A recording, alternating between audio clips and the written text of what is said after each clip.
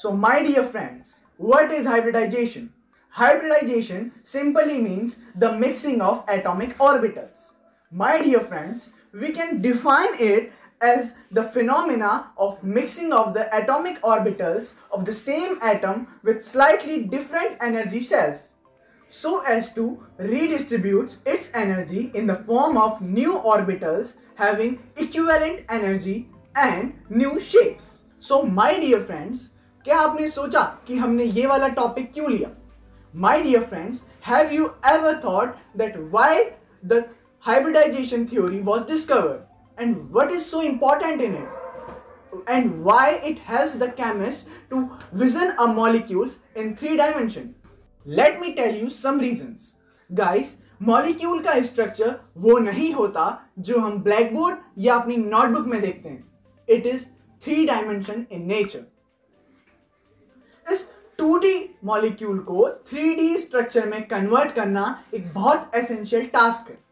So how can we convert it and what we need to convert it and why we need the 3D structures? Because अरे यार, ये एक बहुत easy concept है. Nature में जो भी चीज एग्जिस्ट करती है वो 3 डायमेंशन ही तो होती है इन नेचर. तो अगर हम 3 डायमेंशन के बारे में पढ़ेंगे तो it will be easy for us to understand the other concepts of the chemistry. So my dear friends, जो हमारा आज का टॉपिक है, मैं ये आशा करता हूं, मुझे ये उम्मीद है कि आप लोग इसे बहुत ध्यान से सुनेंगे और इससे नई नई और कुछ अच्छी चीजें सीखेंगे. तो हमारा फर्स्ट पार्ट है sp टाइप हाइब्रिडाइजेशन, जिसके अंदर एक s ऑर्बिटल और एक p ऑर्बिटल का इंटरमिक्स होके sp टाइप की हाइब्रिड ऑर्बिटल बनती है. जैसे कि अगर हम इसको सेंट्रल एटम माने बेरिलियम और ये दोनों हो गए उसके सराउंडिंग एटम क्लोरीन, तो इसका बना बेरिलियम क्लोराइड, जिसके अंदर sp टाइप की हाइब्रिडाइजेशन होगी, जिसमें बॉन्ड एंगल हो जाएगा इसका 180 degree. So our next is sp2 type hybridization, जिसके अंदर एक s orbital and 2 p orbitals. Like this, if we consider this as a central atom and these 3 are chlorine which are surrounding atoms, तो इसकी बनेगी aluminium chloride, जिसके अंदर hybridisation sp2 type की हो जाएगी. So guys, next hybridization is sp3 hybridization. In this hybridization, one s orbital and all 3 p orbitals intermix to form a new hybrid orbital. Let's take an example of this molecule. It is CH4, that is methane.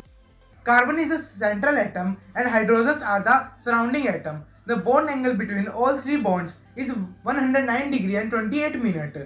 The geometry of this hybridization is tetrahedron. So guys, the next hybridization is sp3d hybridization. In this hybridization, one s orbital and 3 p orbitals and 1 d orbital intermix to form a new hybrid orbital. Let's take an example. Phosphorus is the central atom and chlorine is the surrounding atoms. The bond angle between this is 180 degree and this is 90 degree and all 3 bonds are 120 degree. This geometry of this hybridization is trigonal bipyramidal. Our next hybridization is sp3d2, in which one s orbital, 3 p orbital and 2 d orbital combine to make 6 new orbitals. As you can see, there are 12 90 degree angles and one 180 degree angle. Its shape is octahedral and it is non-planar and all 6 orbitals are identical. Our next hybridization is sp3d3 hybridization. इसके अंदर एक s orbital, 3 p orbitals और 3 d orbitals combine होकर 7 नए hybridised orbitals बनाते हैं. जैसे कि स्ट्रक्चर में देखा जा सकता है कि इसके अंदर 2 इक्वेटोरियल बॉन्ड्स के बीच में 72 डिग्री का एंगल बन रहा है, एक इक्वेटोरियल और एक एक्सियल के बीच में 90 डिग्री का एंगल बन रहा है और 2 एक्सियल बॉन्ड्स के बीच में 180 डिग्री का एंगल बन रहा है. इस शेप को हम कहते हैं पेंटागोनल बाइपिरामिडल और इसका एक प्रैक्टिकल एग्जांपल हो सकता है IF7 iodine fluoride. My dear friends, अभी तक हमने हाइब्रिडाइजेशन के सारे टाइप्स पढ़ लिए. मुझे ये उम्मीद है कि आप लोगों को वो सारे टाइप्स बहुत अच्छे से समझ में आ गए होंगे.